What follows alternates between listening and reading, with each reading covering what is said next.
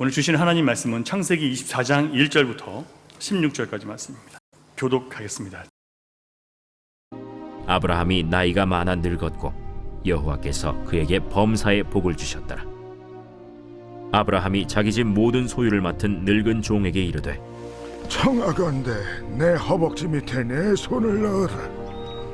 내가 너에게 하늘의 하나님 땅의 하나님이신 여호와를 가리켜 맹세하게 하노니 너는 내가 거주하는 이 지방 가나안 족속의 딸 중에서 내 아들을 위하여 아내를 택하지 말고 내 고향 내 족속에게로 가서 내 아들 이삭을 위하여 아내를 택하라.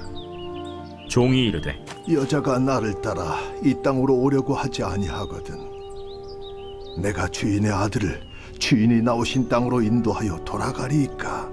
아브라함이 그에게 이르되 내 아들을 그리로 데리고 돌아가지 아니하도록 하라. 하늘의 하나님 여호와께서 나를 내 아버지의 집과 내 고향 땅에서 떠나게 하시고 내게 말씀하시며 내게 맹사하여 이르시기를 이 땅을 내 시에게 주리라 하셨으니 그가 그 사자를 너보다 앞서 보내실지라. 네가 거기서 내 아들을 위하여 아내를 택할지니라. 만일 여자가 너를 따라오려고 하지 아니하면 나의 이 맹세가 너와 상관이 없나니 오직 내 아들을 데리고 그리로 가지 말지니라. 그 종이 이에 그의 주인 아브라함의 허벅지 아래에 손을 넣고 이 일에 대하여 그에게 맹세하였더라. 이에 종이 그 주인의 낙타 중 10匹를 끌고 떠났는데 곧 그의 주인의 모든 좋은 것을 가지고 떠나 메소보다미아로 가서 나홀의 성에 이르러 그 낙타를 성 밖 우물 곁에 꿀렸으니 저녁 때라. 여인들이 물을 기르러 나올 때였더라. 우리 주인 아브라함의 하나님 여호와여, 원하건대 오늘 나에게 순조롭게 만나게 하사 내 주인 아브라함에게 은혜를 베푸시옵소서. 성중 사람의 딸들이 물 기르러 나오겠사오니 내가 우물 곁에 서 있다가 한 소녀에게 이르기를 청하건대 너는 물동이를 기울여 나로 마시게 하라 하리니 그의 대답이 마시라. 내가 당신의 낙타에게도 마시게 하리라 하면 그는 주께서 주의 종 이삭을 위하여 정하신 자라. 이로 말미암아 주께서 내 주인에게 은혜 베푸심을 내가 알겠나이다. 말을 마치기도 전에 리브가가 물동이를 어깨에 메고 나오니 그는 아브라함의 동생 나홀의 아내 밀가의 아들 브두엘의 소생이라. 그 소녀는 보기에 심히 아리답고 지금까지 남자가 가까이 하지 아니한 처녀더라. 그가 우물로 내려가서 물을 그 물동이에 채워가지고 올라오는지라. 아멘. 많은 분들이 신앙생활이 참 어렵고 힘들다고 말씀을 하십니다. 또 어떤 분들은 신앙생활이 더 이상 처음처럼 신나지도 않고 마음의 열정도 감격도 다 식어버렸고 기쁨도 없다라고 그렇게 말씀하시는 분들도 계십니다. 또 어떤 언론사에서요, 한국의 주류 종교인 불교, 그리고 개신교, 천주교, 그다음에 원불교 네 종교의 지도자들에게 신앙의 어떤 그런 갈등과 문제에 빠졌을 때, 침체에 빠졌을 때 어떻게 이것을 극복할 수 있습니까? 라는 질문을 드렸어요. 그러더니 그 네 분의 종교 지도자들이 대답한 것들이 신문에 올라와 있는데 제가 한번 여러분에게 말씀을 드릴 테니까 어떤 게 기독교 개신교 목사가 한 것인지 한번 찾아보시기 바랍니다. 첫 번째, 신앙생활이 흔들릴 때면 항상 자기를 낮추라는 가르침을 통해서 어려움을 극복할 수 있습니다. 둘째, 사람이 힘들면 신을 원망하게 되는데 이럴 땐 모든 것을 내려놓고 신의 주권을 인정하면 됩니다. 세 번째, 사람들 때문에 신앙이 흔들린다는 분들을 많이 봅니다. 이럴 땐 거기에 휩쓸리는 게 아니라 더 열심히 기도하고 묵상하며 신앙을 돈독히 하고 더 노력하며 살아가려는 마음으로 극복할 수 있습니다. 네 번째, 가족의 반대로 힘들었던 때가 있었는데 그때마다 내가 신앙생활을 하고 공부하는 것은 나 개인을 위한 것이 아니라 결국 많은 사람들을 구원하고 깨우치기 위한 것임을 기억하며 이겨낼 수 있었습니다. 자, 몇 번이 목사가 한 것으로 생각 드세요? 자, 1번이다. 1번이 목사가 한 것이다. 2번이 목사가 한 것이다. 한 분. 3번 한 분. 4번 한 분. 2분. 3분. 어떻게 하죠? 1번은 스님이 하신 말씀이고요. 신앙생활이 흔들리면 자기를 낮추라는 가르침을 통해서 어려움을 극복할 수 있었다. 4번은 원불교 교무가 말이에요. 원불교 교무가 목사를 교무라고 하거든요. 뭐라고 얘기하냐면 가족의 반대로 힘들었을 때 내가 이 신앙생활 하는 게 나를 위한 게 아니라 사람을 구원하고 가르치기 위한, 깨우치기 위한 것인 것을 알고 거기에 사명을 두니까 열심히 할 수 있었다. 3번은요 신부가 한 얘기예요. 3번은 그래서 신앙이 흔들릴 때 더 열심히 기도하고 묵상하고 신앙을 돈독히 하려고 더 노력하면 극복할 수 있었다. 셋 다요 사람이 그걸 노력해서 극복하는 거예요. 2번은 목사가 한 얘기인데 사람이 힘들면 하나님 원망하죠. 근데 그걸 원망하는 것을 이길 수 있는 힘은요 다시 하나님의 주인된 권리를 인정하면 된다는 거예요. 하나님의 이 모든 상황의 주인됨을 우리가 인정하는 게 뭘 인정하는 거예요? 하나님의 섭리를 인정하는 거죠. 그러면 회복이 된다는 얘기예요. 그러니까 이거는 우리의 노력으로 되는 게 아니라 하나님의 하나님 되심을 회복하는 사람은 그 어려움에서 극복할 수 있다라고 얘기를 하는 겁니다. 다른 세 가지는 뭐예요? 다 인간의 노력과 인간의 의지로 극복하는 것이고 2번은 하나님을 회복함을 통해서 얻어지는 참된 신앙의 회복이라는 것을 가르쳐주는 거예요. 그래서 여러분 개신교는 다른 종교와 달라요. 출발이 어디예요? 하나님으로부터 시작해서 하나님으로 끝나는 게 개신교예요. 그 안에 인간이 하나로 들어가면 그때부터는 은혜가 아니라 인간의 열심과 노력, 인간의 개입이 들어가기 시작하면 그때부터는 신앙이 망가지기 시작합니다. 그러면서 그때 신앙생활이 힘들어지는 거예요. 자, 그런데 어떻게 보면 개신교에서 구원에 이르는 방법은요 사람이 어떻게 함으로 이루어지는 게 아니라 누가 하시는 거예요? 중보자이신 예수님께서 하신 것이고 우리가 하는 게 아니라 중보자이신 예수님께서 하신 것이고 우리는 어떻게 구원을 받아요? 그 중보자이신 예수님께서 하신 십자가의 구원을 믿는 것이 우리가 하는 일의 전부죠. 그러면 우리가 제일 쉽죠. 예수 믿는 게 제일 쉬운 거예요. 예수 믿고 구원받는 게 제일 쉬워요, 여러분. 다른 종교는요 그렇게 하기 위해서 카톨릭은 채찍질로 자기를 때려야 되고요 뭐 그냥 잘못했다고 글을 써서 내기도 해야 되고요 많은 잘못된 것들에 대해서 그 회복하기 위해서 채찍질을 받아야 되는 것도 있어요. 불교도 마찬가지예요. 원불교도 자기가 성부를 이루기 위해서 부처가 되기 위해서 얼마나 많이 헌신해야 되는지 아세요? 근데 여러분 우리 개신교회는 우리가 구원 얻기 위해서 할 수 있는 게 뭐가 있어요? 아무것도 없죠. 뭐 하면 되는 거예요? 믿으면 되는 거예요. 단 우리가 구원 얻은 하나님의 백성들로서 이제 자녀답게 살아가기 위해서 거룩해지는 주님을 닮아가는 모습이 있는 것뿐이지 구원 받는 게 있는 게 아니에요, 여러분. 맞습니까? 이걸 잘 모르시면 안 되는데 이게 이해가 안 되면 여러분 신앙생활이 힘들 수밖에 없어요. 자, 여러분 구원받기 위해서 여러분이 할 수 있는 거 있습니까? 없습니까? 아무것도 없어요. 아무것도 해서도 안 돼요. 뭐만 있으면 돼요? 주님이 십자가에서 살려 돌아가신 것을 믿기만 하면 되는 거예요. 그 믿음 이후에 내가 믿는 주님을 따라가는 것이 이 육신의 본성을 제어하고 죽여야 되기 때문에 힘든 것이지 그렇다고 해서 내 육신의 본성을 죽이지 못했다고 해서 지옥으로 다시 떨어지나요? 아니요. 믿음은 우리를 영생을 인도하시는데 계속해서 우리가 그 잘못된 선택으로 인해서 고난과 고통을 통해서 하나님의 어떤 심판이 있을 뿐이지 그것 통해서 영원한 저주로 들어가는 게 아니란 얘기예요. 맞습니까, 여러분? 이걸 여러분 모르면 신앙생활 하다가 맨날 그냥 시험에 빠져가지고 넘어져 있는 거예요. 자, 그런데 왜 개신교 신자들이 신앙생활이 그렇게 어렵고 힘들다고 얘기하고 지루하고 감동이 없다라고 느끼는 것일까? 여러분들은 지금 어떤 상태이십니까? 혹시 여러분 그렇진 않으신가요?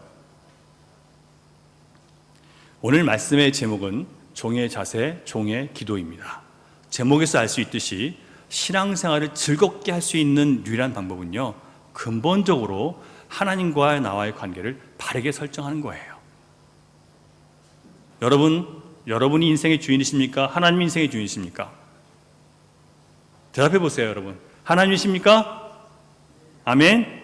여러분 자신이세요? 여러분 자신이 주인인 인생은 그때부터는 고달픈 거예요.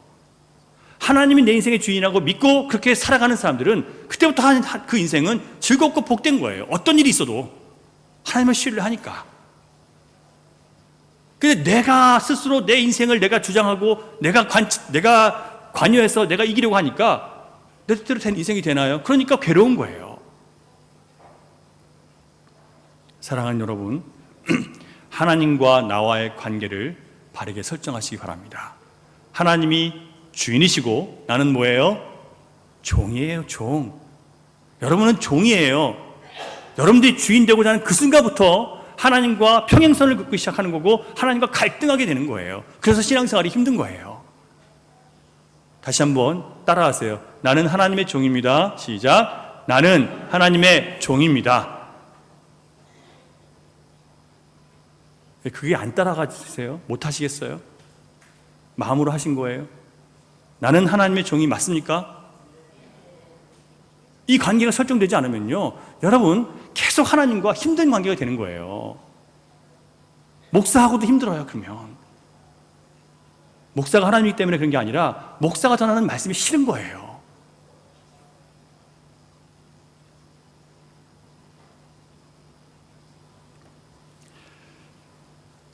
자, 본문 1절을 보면 아브라함이 나이 많아서 늙게 되었다고 했습니다. 그래서 아들 이삭의 결혼을 서둘러 준비하는 과정이 기록되어 있는데, 아브라함은 먼저 자기 집의 모든 소유를 맡은, 모든 재산을 맡은 종을 불러요. 그 종은 주인 대신 모든 소유를 맡아서 자기 마음대로 쓰고 마음대로 베푸는 사람이에요. 여러분, 애굽왕 바로가 요셉에게 뭐라고 얘기해요? 내가 너보다 높은 것은 뭐밖에 없어요? 왕의 자리밖에 없다는 거예요. 왕의 자리가 총리 자리보다 높으니까 그 자리 말고는 다 너보다 높은 게 없다는 거예요. 그만큼 요셉은요, 왕이 갖고 있는 모든 권세를 다 자기가 누린 거예요. 지금 성경에서 말하는 종이라는, 청직이라는 것은 바로 그런 의미가 있는 거예요. 왕이신 하나님께서 모든 권세를 다 맡겨주신 거예요. 그 대신 그 종은, 그 청지기는 누구의 마음으로 그 모든 것을 다스리는 겁니까? 주인의 마음으로 다스리겠죠. 주인의 마음이 부어져서 주인의 마음으로 그 일을 하는 사람을 청직이라고 하는 거예요. 그래서 여기서 말하는 종은 아브라함의 오랫동안 함께 동행했던 종이기도 하지만 아브라함에게 정말 믿을 만한 친구 같은 사람이에요. 한때는 아브라함이 이 종을 뭘로 삼고 싶어 했어요? 자기의 유산을 물려받을 후계자로 삼고 싶어 했던 바로 그 사람이에요. 아브라함은 자기의 허벅지 아래에 그 종의 손을 넣게 만듭니다. 이 엉덩이 뼈 아래에 종의 손을 두고 맹세를 시키는데, 그 의미는 뭐냐면 상대방을 내가 생명을 걸고 믿는다는 뜻이에요. 그러면 그 손을 엉덩이에 넣고 같이 맹세를 한 사람은 어떻게 되는 거예요? 나도 역시 나의 생명을 걸고 이 사람이 말한 그 말을 내가 반드시 이루겠다는 그 약속을 하는 거예요. 이처럼 신뢰할 만한 사람이었고, 또 아브라함은 그를 신뢰했습니다. 오늘 말씀에 등장하는 아브라함을 통해서 우리는 종의 자세가 무엇인지를, 어떠해야함을 배울 수 있고요. 제가 말하는 종은 하나님의 종을 얘기하는 겁니다. 여기서 하나님의 종임을 부인한다는 것은, 여러분, 그건 정말 신앙의 자세가 안 돼 있는 거예요. 여러분과 저는 하나님의 종입니다. 맞습니까, 여러분? 하나님의 종이에요.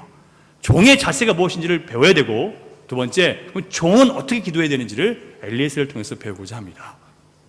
자, 먼저 왜 우리가 이것을 배워야 되냐? 우리 교회는 지금 하나님께서 청지기로 쓰실 임직자를 새롭게 뽑으려고 하는 그런 순간이 있습니다. 이 중차대한 상황 속에서 먼저 청지기를 뽑는 이 일이 정말 교회에 복된 일이라는 것을 여러분 아시기 바랍니다. 어떤 사람들은 그런 거 하면 교회에 문제 생기는데 왜 그런 거 해요? 라고 그런 마음을 가지신 분도 계실 수 있습니다. 여러분, 그러나 이런 것들은요, 우리에게 하나님 명령하신 거예요. 직분자를 세우는 것은 성경으로 나와 있는 거고, 또 성령 안에서 직분자를 세우는 것은, 바르게 직분자를 세우는 것은 하나님이 기뻐하시는 일이고, 그래서 함으로 교회는 영광이 되고 복이 되고, 또 그것을 잘 이겨내는 모든 성도들은요, 자기가 성숙해지는 그런 연단을 받게 되는 거예요. 그래서 여러분, 이 직분자를 뽑는 것은 귀하고 바람직하고 꼭 필요한 것이라는 것을 여러분 알고 기쁘게 받아들이시면 좋겠습니다. 또 한 가지, 그러면 나는 이 복된 하나님의 부르심에 정말 충성할, 종으로 충성할 마음이 있는가? 질문을 여러분 자신에게 해보셔야 돼요. 거짓 겸손이라는 게 있습니다. 거짓 겸손은 뭐냐면 내가 이름이 올라가도 나 안 해야지. 거짓 겸손이에요. 만약에 하나님께서 여러분의 이름을 여러분이 원하지 않는 데 올려놨다 하면 정말 내가 그러한 충성할 마음의 준비가 되어 있는가? 하나님 나를 이렇게 충성되게 부르셨다면 내가 정말 그거 감당해야 된다면 내가 정말 어디까지 순종할 수 있을까? 기도하면서 자기를 돌아봐야지 나는 안 해야지라고 생각하는 마음을 갖고 있다면 그것 역시 그건 겸손을 가장한 교만이에요. 왜냐하면 그 안에 누가 선택하는 거예요? 선택을 하나님이 선택하도록, 하나님 나를 선택하도록 두는 게 아니라 내가 나를 선택하는 거예요. 이것도 교만이에요. 이걸 아셔야 돼요. 이걸 분별하지 못하는 사람들이 굉장히 많아요.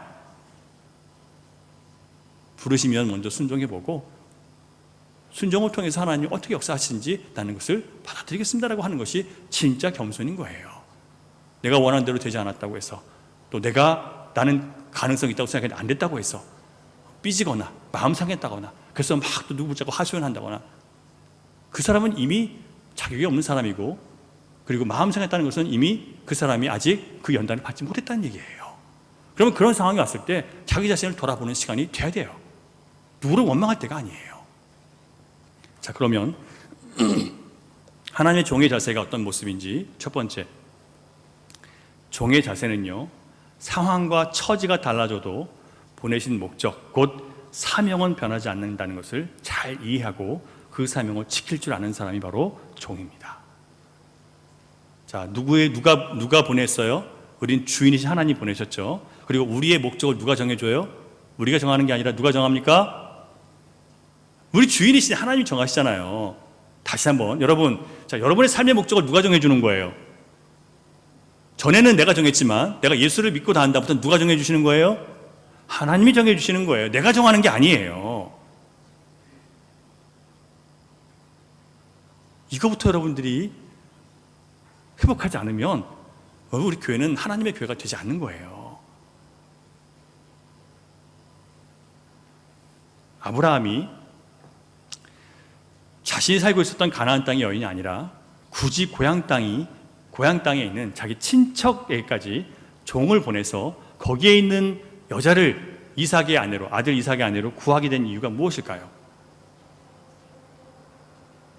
그 이유는 함의 후손인 가나안 땅의 여인들은요, 하나님을 경외하지 않았어요. 하나님을 아예 모르고 살았고 하나님과 아무 상관없이 살았어요.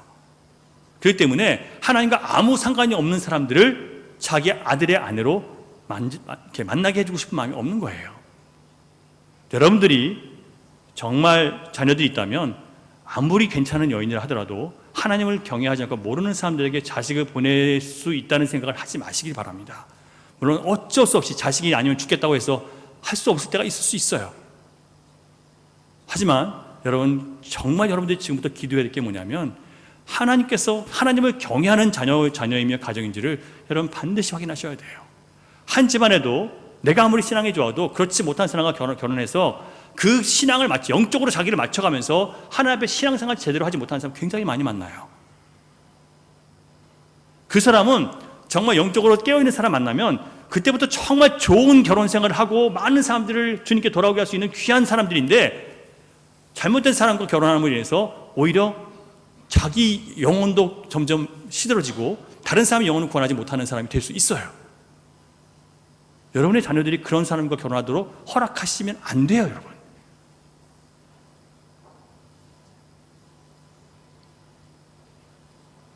자, 그러면 5절을 한번 보겠습니다. 같이 읽을게요. 시작.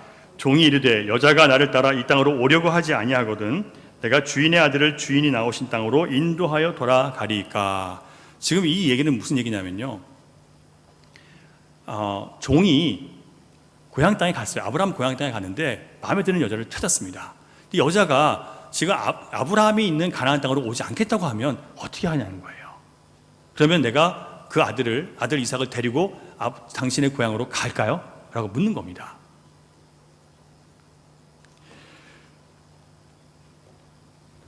자, 믿음으로 100세 이삭을 얻은 아브라함에게 있어 제일 중요한 것은 아들 이삭을 장가 보내는 것이 아니라 하나님의 뜻 안에 아들이 머무는 것이었습니다.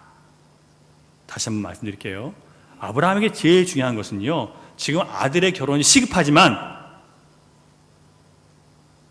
하나님의 뜻을, 하나님이 약속하신 땅을 떠나서까지 아들이 결혼하게 되는 것을 원치 않았어요.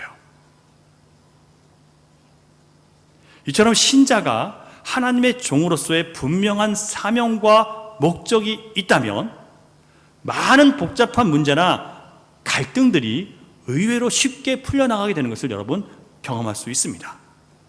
제가 한번 물어볼게요. 신앙생활은 여러분 하면 할수록 어렵고 복잡해질까요? 아니면 단순하고 분명해질까요?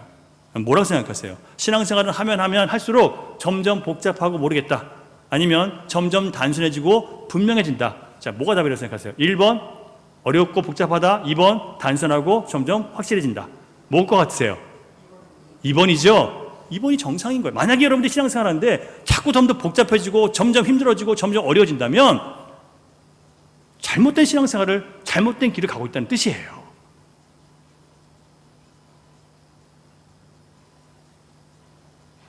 아브라함은 종 엘리에셀이 만일 나홀의 집에 딸이 고향을 떠나기 싫어하면 어떡합니까? 이게 큰 문제였죠. 왜 문제예요? 사명을 받지 못했으니까. 아브라함은 어떤 사명을 받았어요? 그 땅에 머물러서 그 땅에서 씨를 가지라고 하는 것이 하나님 주신 사명이에요. 목적이 있었단 말이에요. 근데 엘리에셀은 그게 없었죠. 아내를 얻어오라는 게 목적이었어요. 그러니까 아내를 얻어오기 위해서 그러면 안 온다고 하면, 문제가 상황이 이렇게 변한다면 그럼 내가 다르게 대처해야 됩니까? 라고 얘기하는 거예요. 상황이 그렇게 되면 주인의 아들을 고향으로 다시 모시고 돌아갈까요? 엘리에셀에게는 그것이 어렵고 풀기 힘든 문제였습니다. 왜냐하면 그에게 제일 중요한 것은 이삭의 결혼이었기 때문에. 그러나 아브라함은 이 엘리에셀의 고민에 대해서 단호하게 거절할 수 있었습니다. 왜 그랬을까요? 아브라함에게는 그런 문제는 고민하고 갈등할 필요조차 없는 문제였어요. 아브라함에게 가장 중요한 것은 아들 이삭이 하나님 말씀 안에 거하는 것이 제일 중요했기 때문이에요. 이해가 되세요, 여러분?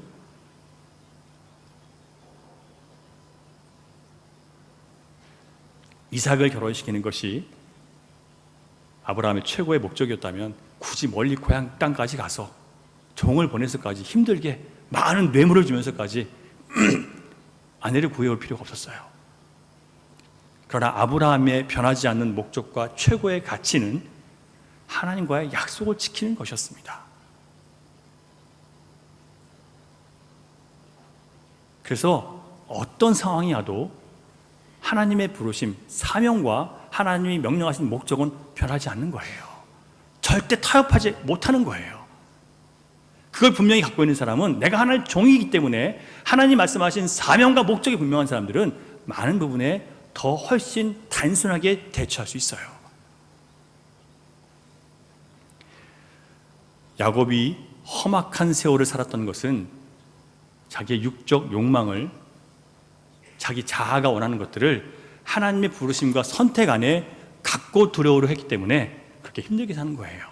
여러분들이 만약 예수를 믿는다고 하면서 여러분의 개인 육체적인 욕심과 야망들을 가지고 하나님의 뜻 안에 가지고 들어오려고 하잖아요. 그러면 그때부터 고달파지기 시작해요. 이게 같이 갈 수 있는 게 아니에요. 내 육적인 욕망과 야망을 하나님 목적과 계획 안에 같이 가지고 들어올 수가 없게 되어 있어요. 반드시 그래서 버리고 들어올 수 있는 거예요.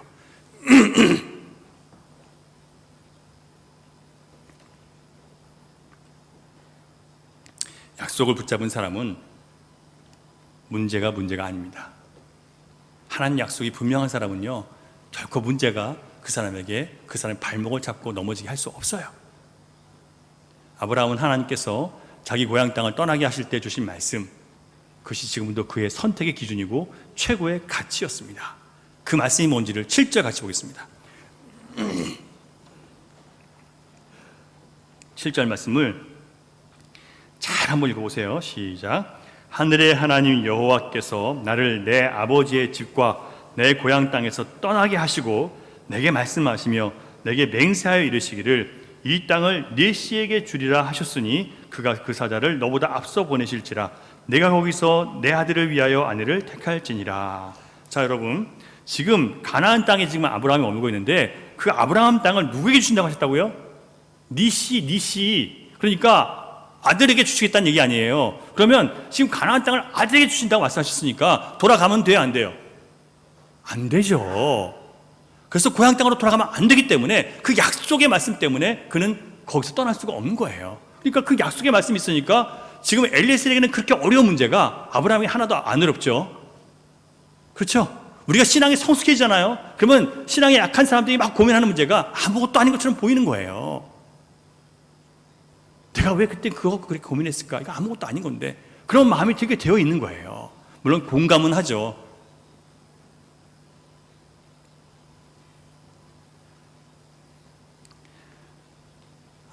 하나님의 약속이 분명한 사람은 현실의 문제나 현실의 한계가 그의 발목을 잡거나 그의 계속된 깊은 고민거리가 될 수 없다는 것을 우리는 반드시 알아야 됩니다. 아브라함도 처음에는 말씀 중심의 사람이 아니었어요. 그 역시 눈에 보이는 현실이 더 크게 그에게 영향을 주었습니다. 그래서 가뭄이 오니까, 가나안 땅에 들어가서 가뭄이 오니까 어떻게 해요? 조금씩 가뭄을 피해서 남쪽으로 가다가 어디까지 들어가요? 애굽까지 들어갔죠. 애굽은 어떤 땅이에요? 다시 세상으로 돌아갔다는 얘기예요. 구원이 없다는 얘기예요.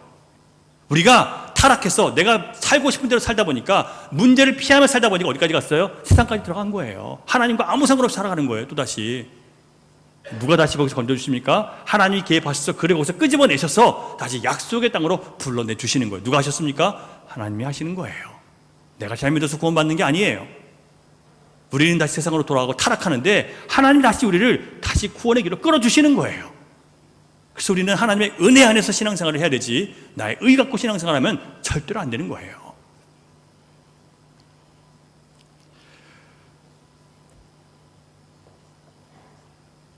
아브라함이 100세, 더 이상 그가 바랄 수 없을 때 아들을 얻게 된 다음부터 그의 신앙은 완전히 바뀝니다.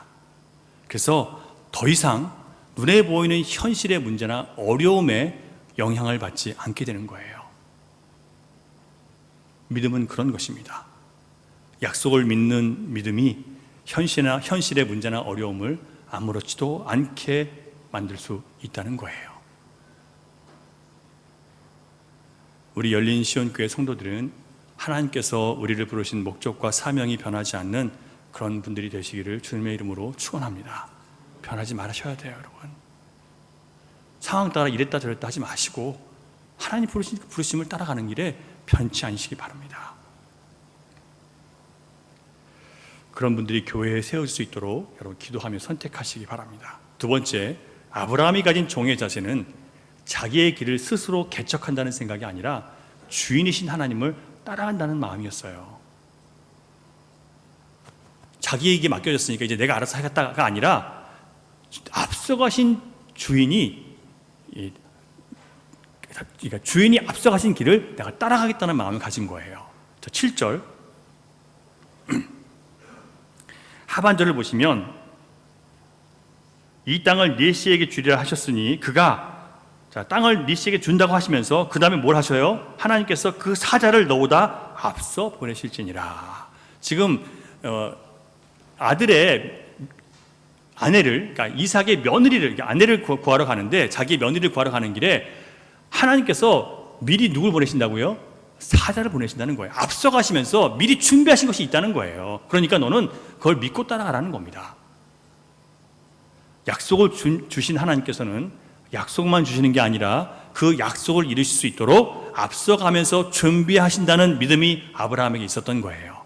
저와 여러분에게 이런 믿음이 있기를 주님의 이름으로 부탁드립니다. 축원합니다. 이런 믿음이 있어야 돼요.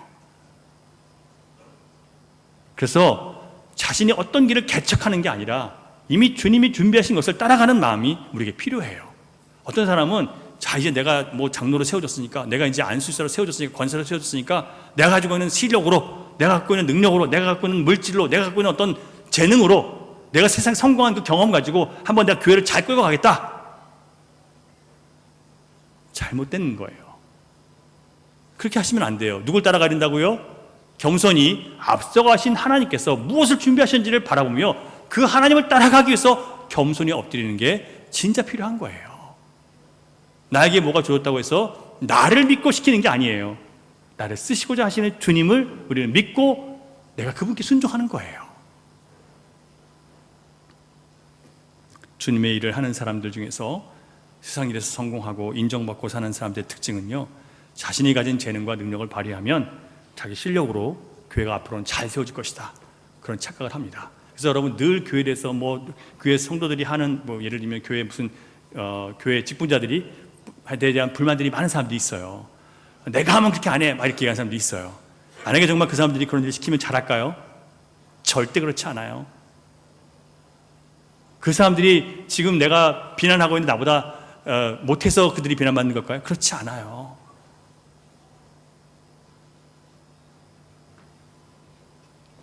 자기가 할 수 있다고 생각하는 그것 자체가 하나님의 종으로서는 자격이 없는 거예요.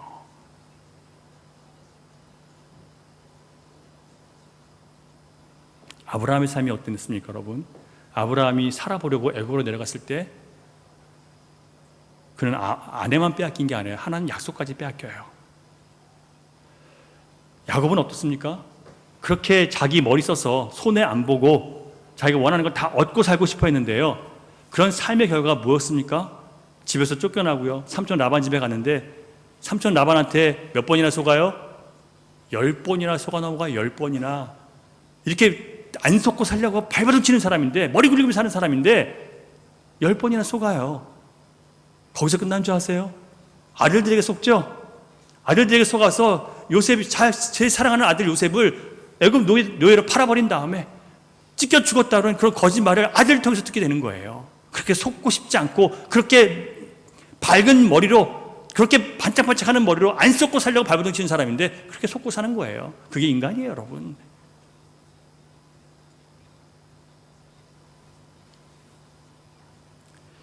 주님 안에서 겸손히 낮춰지지 않은 우리의 능력이나 실력이나 우리의 경험은 하나님 나라에 결코 도움이 되지 않는다는 것을 아시기 바랍니다. 여러분들이 세상에서 아무리 성공했어도요, 그게 주님 안에서 겸손으로 바뀌지 않고 주님의 은혜인 것을 여러분 알지 못한다면 여러분 하나님 나라에 아무 도움이 되지 않아요. 여러분의 실력이, 여러분의 성공의 경험이 교회에 아무 도움이 되지 않아요, 여러분.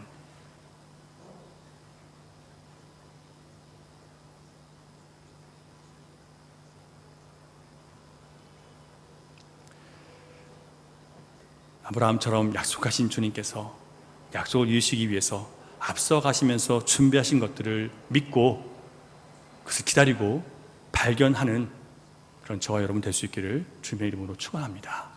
그걸 발견하셔야 돼요.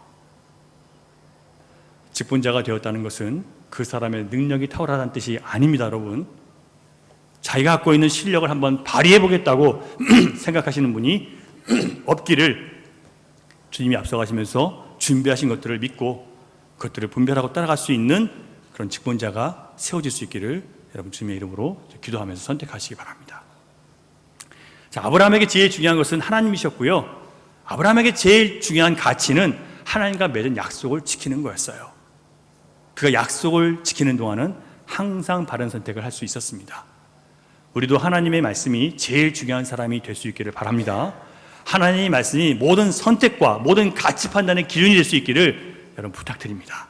그것이 하나님이 찾으시는 종의 자세이고요, 예수님이 최고의 가치인 사람들, 곧 그리스도의 일꾼으로 충성할 수 있는 사람들이 우리 교회 안에 세워질 수 있기를 바랍니다. 그렇다면 이제 하나님의 종은 어떤 기도를 해야 되는가? 아브라함의 종 엘리에셀을 통해서 가장 중요한 두 가지만 살펴볼 텐데, 첫 번째, 하나님의 종은요, 겸손에서 나오는 기도로 자신의 길을 준비해야 됩니다. 기도한다는 것은요, 믿음과 겸손에서 나오는 자연스러운 행위이지, 이게 없으면요 기도가 되지 않아요. 믿음이라는 것은 하나님께서 살아계시고 그 하나님께서 주인이시기 때문에 그 주인의 하나님의 뜻이 이루어지기 위해서 우리는 기도하는 거예요. 그리고 왜 우리가 겸손해야 되냐면, 나는 하나님께서 나에게 이루고자 하시는 그 뜻이 내 실력 바깥의 일이에요. 내 능력 바깥의 일이에요. 맞습니까, 여러분? 교회에서 영혼을 구원하고 살리는 일이 우리 능력으로 할 수 있는 일입니까, 여러분? 밥을 해먹을 수는 있어요. 우리끼리 즐겁게 예배생활, 교회생활 할 수 있고 친결할 수 있어요. 하지만 영혼을 구원하는 일이 우리 힘으로 되는 거예요? 안 되죠? 뭐가 필요해야 돼요?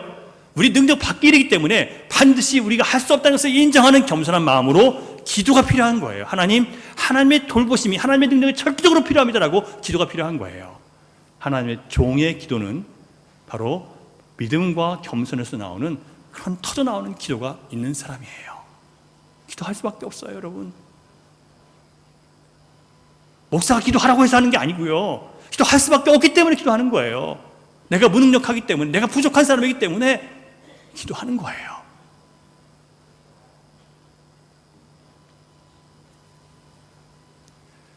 종은 주인의 능력을 의지하며 사는 사람들을 종이라고 얘기를 합니다. 종이 정말 주인의 능력을 의지하고 산다면 그것은 반드시 겸손한 기도를 통해서 그에게 나타납니다. 임직자는 하나님의 종으로서의 겸손한 기도가 나타나는 그런 사람들이 되셔야 돼요. 그리고 내가 임직자가 되어야 된다는 것은 이제는 기도자가 되어야 한다는 강한 부담감을 가지고 여러분 그 임직을 받으셔야 돼요. 두 번째, 엘리에셀은 주인의 뜻이 자신을 통해서 순조롭게 이루어지기를 바라며 기도합니다. 종의 기도, 주인의 뜻이 나를 통해서 순조롭게 이루어지기를 바라며 기도합니다. 엘리에셀은요, 자기를 위해서 순조롭게 해달라고 기도하는 게 아니고요. 누구를 위해서예요? 자기 주인, 곧 아브라함의 하나님께서 아브라함에게 선을 베풀어 주시기를 바라는 마음으로 순조롭게 길을 열리게 해달라고 기도합니다. 예수님께서 가르쳐 주신 기도, 뜻이 하늘에서 이룬 것 같이 땅에서도 이루어지게 하소서. 뜻이 하늘에서 이룬다는 것은 뭐냐면 모든 하나님 나라에 있는 백성들은요, 하나님께 영광을 돌리고 하나님만 높이고 하나님만 기뻐해요. 그러면 그 하늘에서 있는 그 모든 영광이 이 땅에 온다면 우리가 어떻게 되는 거예요? 하나님만 높여지고 하나님이 주인 되시고 하나님을 기뻐하는 것들이 교회 안에서 회복되는 거예요. 우리 가정에서 회복되는 것이고 내 삶에 회복되는 거예요. 이게 뜻이 하늘에서 이루어진 것처럼 땅에서도 이루어지는 거예요. 하나님의 영광, 하나님의 권세, 하나님의 주권을 회복하는 것이 바로 이 땅에서 이루어져야 될 여러분 우리 기도 제목이에요. 그러면 종의 기도는 뭘까요? 하나님, 우리 교회 또 내 자신과 내 가정 가운데 하나님의 주인 되시는 권리가 회복되게 하시고 우리가 주님 때문에 감사하고 주님 때문에 영광 돌리고 주님이 주인된 가정의 모습을, 그런 교회의 모습을, 그런 우리 일터가 되도록 주님 회복시켜 주십시오라고 그렇게 기도하는 것이 종의 기도예요. 누구를 위해 기도하는 거예요? 나를 위해 기도하는 게 아니라 하나님의 뜻이 이 땅 가운데 이루어지기 위해서 기도하는 거예요. 그게 종의 기도입니다. 사랑하는 여러분, 우리가 하나님의 종이라면 반드시 우리는 기도하는 사람이어야 되고요.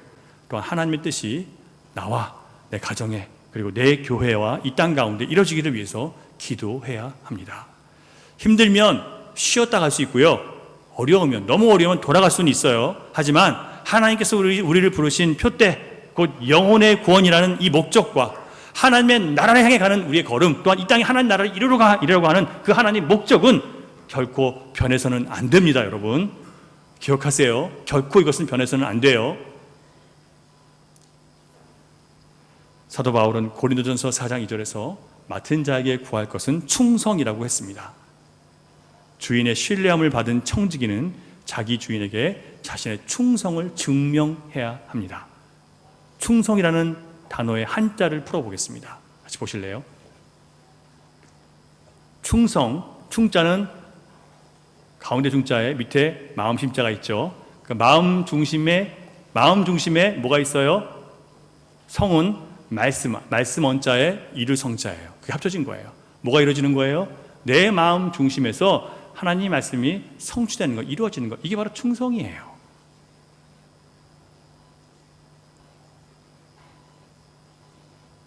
잘 기억하시기 바라요. 사람은 외모를 보지만 하나님은 마음을 보세요. 내 마음 가운데서 뭐가 이루어지기를 바라야 된다고요? 내 마음 가운데서 내 소원이 아니라 뭐가요? 하나님의 말씀이 이루어지는 것이 내 마음의 소원이 되야 된다는 얘기예요. 그게 충성이에요. 여러분, 이 시간 우리가 무엇에 충성해야 될지를 다시 한번 마음을 다잡을 수 있는 시간이 될 수 있기를 바라요. 여러분의 감정, 여러분의 감각, 여러분의 소원에 충성하는 삶을 이제는 그만두셔야 됩니다. 하나님 말씀이 내 안에 있고 그 말씀의 뜻대로 이루어지는 것이 내 소원이 되어야 되고요. 그걸 이루기 위해서 내가 기도해야 되고요. 그걸 이루기 위해서 내가 쓰임받는 종이 되고자 하는 마음이 내 안에 있다면 그 사람은 주님께서 충성되게 여기셔서 그 직분을 주시기를 원하시는 사람인 거예요. 여러분, 이 마음이 있으십니까? 2020년 우리가 넘어야 될 산들이 많습니다. 그러나 우리가 마음에 말씀을 두고 그 말씀이 이루어지도록 충성하면 두려워할 것이 없습니다. 여리고 성벽이 무너질 때 이스라엘 백성들이 했던 유일한 행동은 뭐예요? 하나님 말씀하신 대로 하는 것이었습니다.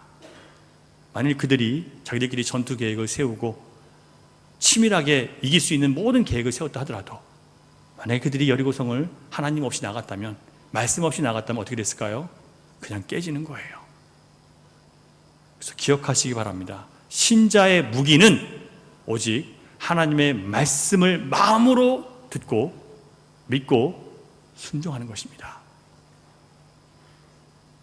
신자의 무기는 뭐라고요? 하나님의 말씀을 마음으로 듣고 믿고 순종하는 것. 이게 신자의 무기예요. 그렇게 할 때 앞서가신 대장 예수님께서 우리의 길을 활짝 열어놓으신 것을 보게 될 것입니다. 올 한 해 동안 종의 자세로 나의 뜻이 아니라 아버지의 말씀이, 아버지의 뜻이 이루어지기를 바라는 종의 기도를 드리면서 주님과 함께 승리하는 저와 여러분 될 수 있기를 주님의 이름으로 축원합니다. 같이 기도하겠습니다. 하나님, 아브라함을 통해서 종의 자세를 배웠습니다. 종은 자신의 뜻이 아니라 하나님이 부르신 목적과 그 뜻이 이루어지기 위해서, 그 사명을 위해서 자신의 어떤 것도, 어떤 시급한 문제도 내려놓고 포기할 수 있는 것이 종이라고 말씀하셨습니다. 우리가 험악한 세월을 보내는 이유가 종의 삶을 살지 않기 때문이라는 것을 또한 알게 하셨습니다. 하나님, 우리가 종의 삶을 회복할 수 있도록 도와주십시오. 말로만 주님 주님 하는 게 아니라, 입으로만 주여 주여 하는 게 아니라 정말 내 삶 가운데 주님을 주로 모시고 내가 그분의 종으로 살아가는지 돌이켜보면 정말 나는 아무것도 아님을 고백하게 됩니다. 하나님, 우리 힘으로 이 길 갈 수 없게 오늘도 성령님 의지해서 주님 기도하며 나아갑니다. 겸손히 주님 앞에 기도합니다. 아버지 하나님, 기도하며 나아가는 주의 종들에게 하늘의 길을 열어주시고 하늘의 문을 열어주셔서 주님 안에서 승리하는, 또 앞서가신 주님께서 준비하신 길을 만나고 체험하는 그런 귀한 은혜들이 넘칠 수 있도록 하나님 역사해 주시옵소서. 믿사오며 예수님 이름으로 기도드렸습니다. 아멘.